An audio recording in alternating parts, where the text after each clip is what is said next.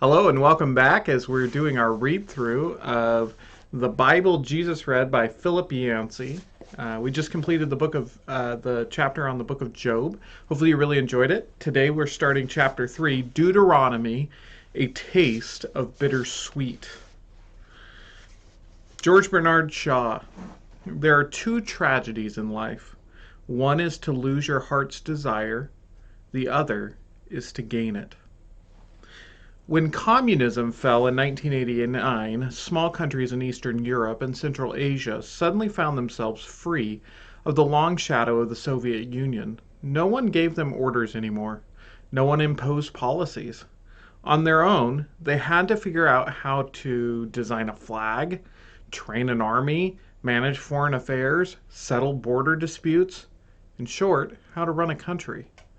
Each nation's success or failure depended on what kind of leader emerged from the Cold War thaw. Czechoslovakia instinctually turned to Václav Havel, a playwright who had spent years in prison for his political dissent. Although Havel had no experience and little interest in politics, he accepted the daunting task of fashioning a new free country. To connect with his people, he began a practice that became a tradition. Each week, he appeared on television to answer callers' questions. He explained how the new government would work, reviewed the budget, discussed controversial new laws, lectured on morality and responsibility. At times, preacher, cheerleader, historian, and coach. This playwright intellectual, against all odds, became a media star, presiding over one of the most popular shows in the country. By sheer eloquence and the force of personality, Havel ushered the Czech people through a painful split with Slovakia and prepared them for life as an independent nation. It felt, he said, like a parent trying to teach an unruly bunch of children how to behave as adults. In a nutshell, that is the situation Moses confronted toward the end of his life. A reluctant leader who had spent 40 years tending sheep in the wilderness. He was abruptly called by God to emancipate the Hebrews from the most powerful empire in the world. Moses did that and more, coaxing and coddling the freed slaves through 4 decades of immaturity in the Sinai desert.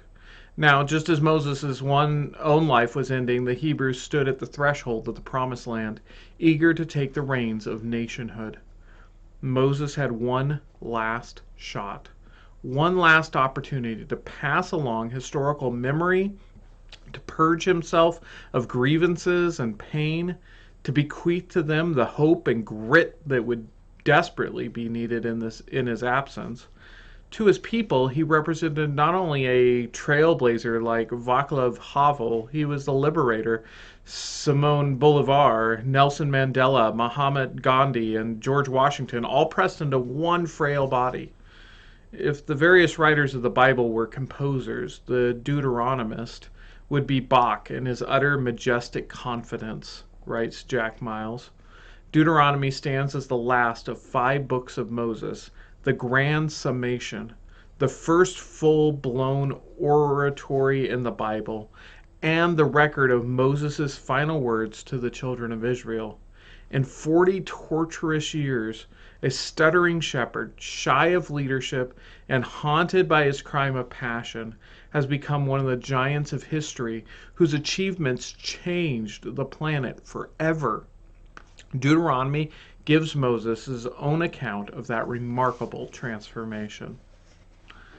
The old man clutches his robe and shivers in spite of the desert heat. Assistants help him scrabble up the tallest rock. Before him, stretches all the way to the horizon, are the Israelites. He pauses to let the cheers of the crowd die down. His eyes lock onto a few anonymous faces. So young, so innocent.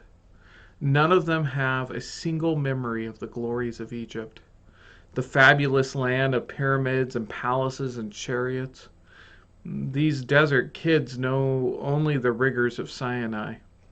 Scorpions, vipers, blazing heat, cold nights, sandstorms, the endless search for water. None of their parents have survived, save two. The rest proved useless. He dragged them out of Egypt, only to find they had kept Egypt in sight of them. Now he faces their eager young descendants, a nation intact, but with all its individual selves replaced. Children, that's what they were, mere children. He'd give anything to lead them across the river into the land he had been crowing about for 40 years. He sighs, with a sound more like a groan. It won't work, he knows. Instead, he'll die here, maybe even today. They'll be alone soon, this brood of the desert. He's gathered them together to say farewell.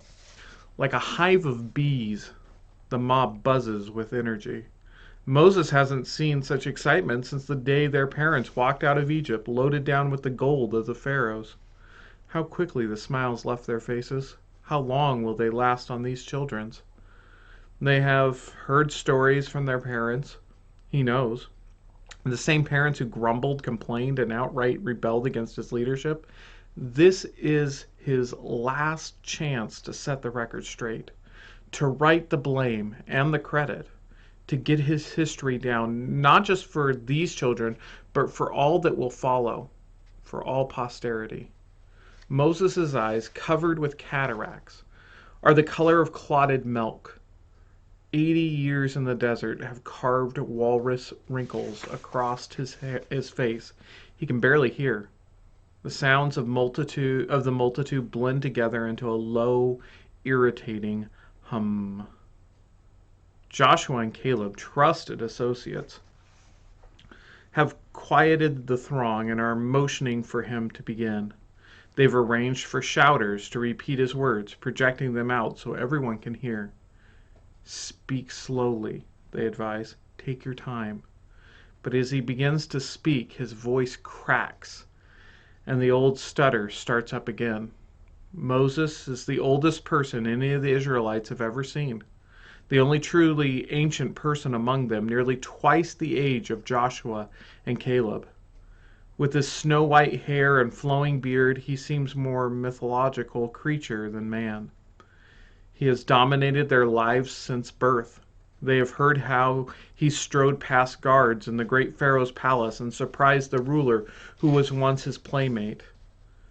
The plagues, so traumatic at the time, over the years have become fodder of jokes.